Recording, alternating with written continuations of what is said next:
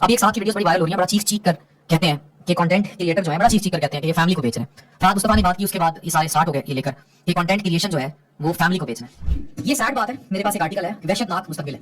میں نے ایک باپ کی ویڈیو دیکھی, 5 بیٹیاں کی نا, تو جو ان کی دوسری والی بیٹی ہے وہ اسے کچھ سوال کرتی ہے, مطلب اسے جب سوال کرنے لگ جاتی ہے تو کہتی ہے پاپا میں سگریٹ پی سکتی ہوں, اچھی خاصی ایڈلٹ. اس نے کہا بیٹی پی سکتی ہو لیکن مل کر پیئیں گے. یہ فیملی کنٹینٹ تھا, اتنی وائرل ہوئی ویڈیو. پھر اس نے پوچھا پاپا کیا میں بوائے فرینڈ رکھ سکتی ہوں. اب لڑکی پوچھی ہے پاکستانی لڑکی باپ سے, تو کہہ رہا ہے ہاں رکھ سکتی ہوں, میں بھی رکھوں گا. اب یہ فیملی کنٹینٹ ہے.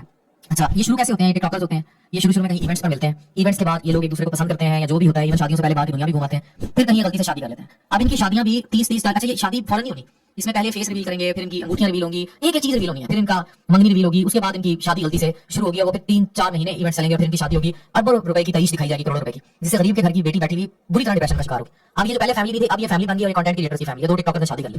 اب ایک ایک چیز دکھائی جائے گی, اس میں سہاگ رات کی صبح گیلے بالوں سے کنٹینٹ دوبارہ ریزیوم ہو جائے گا. بسم اللہ الرحمن الرحیم. میں ہوں احتشام فاروقی اور آپ دیکھ رہے ہیں میرا یوٹیوب چینل. معزز ناظرین, گزشتہ ہفتے میں ایک ڈاکٹر عفان کیسر, یہ ایک بڑے مشہور ڈاکٹر ہیں, ان کا ایک ولاگ دیکھا سوشل میڈیا پر, جس میں وہ پاکستانی یوٹیوبرز کی حالت زار کو بیان کر رہے تھے کہ کس طرح سے ہم پیسے کمانے کے چکر میں ڈالر کے عوض اپنی سارا کچھ نیلام کر رہے ہیں. مطلب شرم و حیا نام کی کوئی بھی چیز وہ مطلب باقی نہیں رہی, اور فیملی ولاگز کے نام پر بے حیائی پھیلائی جا رہی. کوئی اپنی شادی کے ناقابل نشر مناظر دکھا کے ڈالر کما رہا ہے, کوئی اپنی وائف کی پریگنینسی دکھا کر وہ ڈالر کما رہا ہے. تو یعنی حیا کے عوض میں جو ہے نا ہم ڈالر کو ترجیح دے رہے ہیں, پیسے کمانے کو ترجیح دے رہے ہیں کہ ہمیں پیسہ آنا چاہیے, وہ خواہ کسی بھی طرح سے آئے. اس کے لیے ہمیں اپنی روح کو گروی رکھنا پڑے, ہمیں اپنی سول کو گروی رکھنا پڑے, ہمیں اپنی جسم دکھانا پڑے, جسم کی نمائش کرنی پڑے, ہمیں اپنا گھر دکھانا پڑے, سارا کچھ دکھا کر ہم پیسے کمانے کو ترجیح دیں گے کہ پیسہ ہمارا جو ہے وہ سارا کچھ بنا ہوا ہے. اور لازمی طور پر ڈیفینیٹلی یہ آپ سمجھیں کہ ایک بہت بڑے طوفان کا پیش خیمہ ہے کہ آج ہم یہاں پر موجود ہیں اور ہماری یہ حالت ہے, تو ہماری جو نئی جنریشن ہے, نیکسٹ جنریشن, وہ کیا کرے گی؟ وہ تو ہم سے 4 ہاتھ آگے بڑھے گی. اور یوں جو ہے ہم وہ بے حیائی کے ایک نئے باب کے اندر انٹر کرنے جا رہے ہیں. ہمارا مطمع نظر پیسہ ہے, جس کے پاس 4 پیسے آ جاتے ہیں وہی یہ سمجھ لیتا ہے کہ اب وہ پردہ کیا کرنا ہے, وہ اس کی جو خواتین ہیں بے پردہ ہو جاتی ہیں, اور وہ جو بے حیائی ہے اس کو وہ پھیلانے کے اندر اپنا کردار ادا کرتے ہیں. تو اپنی خودی جو ہے اس کو فروخت کیا جا رہا ہے. پیسے کے پیچھے اس طرح سے بھاگ رہے ہیں, اتنا بھاگ رہے ہیں کہ جس کا اشارہ نبی علیہ الصلوۃ والسلام کی مختلف احادیث کے اندر ملتا ہے. آپ علیہ السلام نے فرمایا کہ ہر امت کا کوئی نہ کوئی فتنہ ہے, اور میری امت کا فتنہ مال ہے.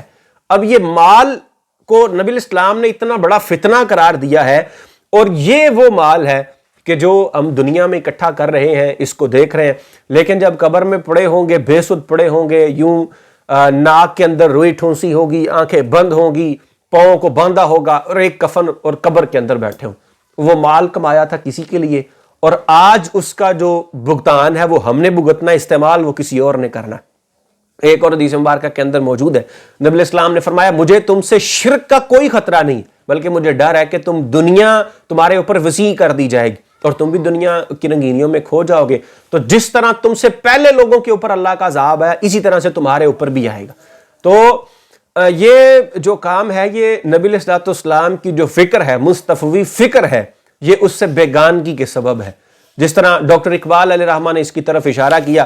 آپ بیان کرتے ہیں کہ در عجم گردیدم و ہم در عرب, مصطفیٰ نایاب و ارزاں بھول ہب. کہتے ہیں کہ میں عرب میں بھی پھرا ہوں, عجم کے اندر بھی پھرا ہوں, اور مجھے ابو لہب کی فکر زیادہ ملی ہے, مصطفی فکر کے اندر رنگے ہوئے لوگ بہت کم ملے ہیں. ای مسلمہ زادہ روشن دماغ, ظلمتا بادش ضمیرش بے چراغ. کہتے ہیں کہ یہ جو روشن دماغ مسلمان زادہ ہے, اس کے ضمیر کی اندھیر نگری یہ چراغ کے بغیر ہے. در جوانی نرم و نازک چوں حریر, آرزو در سینہ او زود میر. کہ جوانی میں ریشم کی طرح یہ نرم و نازک ہے, اور اس کے سینے کے اندر آرزویں پیدا ہوتی ہیں اور مر جاتی ہیں. اور یہ جو ہے وہ غلامی کس کی ہے؟ یہ یورپ کی غلامی ہے, مغربی غلامی ہے, کہ جس طرح سے وہاں کے لوگ کرتے ہیں ہم نے بھی بس اسی طرح سے کرنا, اور ہمیں بھی اچھی گاڑی چاہیے, بینک بیلنس چاہیے, پیسہ چاہیے, اور اچھا خوبصورت گھر چاہیے, کوٹھیاں بنگلے مکان چاہیے. اور اس کے عوض میں اگر تو وہ حلال سورسز سے ہو, اچھے ذرائع سے ہو, آپ کسی کام کے عوض پیسہ اکٹھا کریں تو اس میں تو کوئی قباحت نہیں ہے، لیکن جب آپ اپنے ضمیر کو فروخت کرتے ہیں، جب آپ اپنی حیا کا سودا کرتے ہیں، تو اس وقت آپ سوچیں کہ آپ اس وقت کس جگہ پر کھڑے ہوتے ہیں۔ اور یہ آج کل کا جو نوجوان ہے، کسی بھی معاشرے کے اندر نوجوان وہ بنیادی حیثیت رکھتے ہیں، نوجوان قوموں کی ترقی کے اندر، تنزل کے اندر وہ بڑا اہم کردار ادا کرتے ہیں، لیکن ہمارے نوجوان وہ کن کاموں کے اندر پڑے ہوئے ہیں؟ ہمارے نوجوانوں کی حالت یہ ہے، جس طرح وہ ڈاکٹر اقبال علامہ کا مجھے پھر ایک شعر یاد آ گیا کہ از حیا بیگانہ پیرانے کوہن نوجوانہ چوں زنا مشغول تن، کہ اس قوم کے جو بڈھے ہیں ان سے حیا بیگانہ ہو گئی ہے۔ اور نوجوانوں کی حالت ظاہر یہ ہے کہ وہ لڑکیوں کی طرح میک اپ کرنے میں لگے ہو، اور میک اپ کر کے تو وہ اس طرح کے ٹشن کرتے ہیں اور باقاعدہ طور پر اسی طرح کے بال رکھے ہیں، اسی طرح کے ریشمی لباس ہیں، اور وہ تو یہ جو چیزیں ہیں یہ ہمیں پتہ نہیں کہاں تک لے کر جائیں گی اور ہمارا یہ کیا نقصان کریں گی، ہم تو یہ امیجن بھی نہیں کر سکتے۔ یعنی مردانگی اور یہ ساری چیزیں تو ہم سے جو ہے نا وہ دور ہوتی جا رہی۔ تو آج کل کا جو نوجوان ہے وہ اسی فکر کے پیچھے بھاگ رہا ہے اور اپنی نمائش کر رہا ہے، جسم کی نمائش کر رہا ہے، ادھر ادھر منہ مارتا پھر رہا ہے، بس وہ صرف اتنا چاہتا ہے کہ فرنگیوں کے ہاتھ سے اسے جو کی روٹی مل جائے، اور یہ اپنی جان کے عوض بھی اس روٹی کو خریدنے سے یہ گریز نہیں کر رہا۔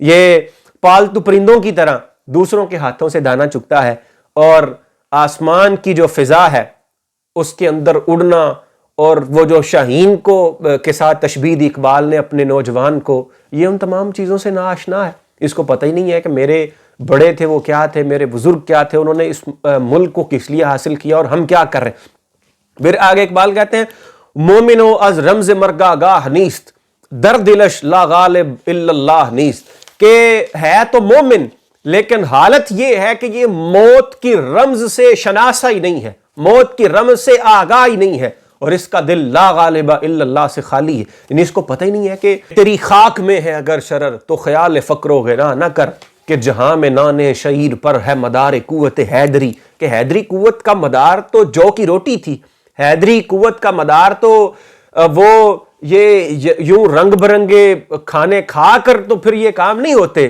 اور حلال حرام کی پرواہ کیے بغیر، بلکہ ہمیں اس بات کے اوپر جو ہے نا وہ بڑا سخت قسم کا زور دینے کی ضرورت ہے۔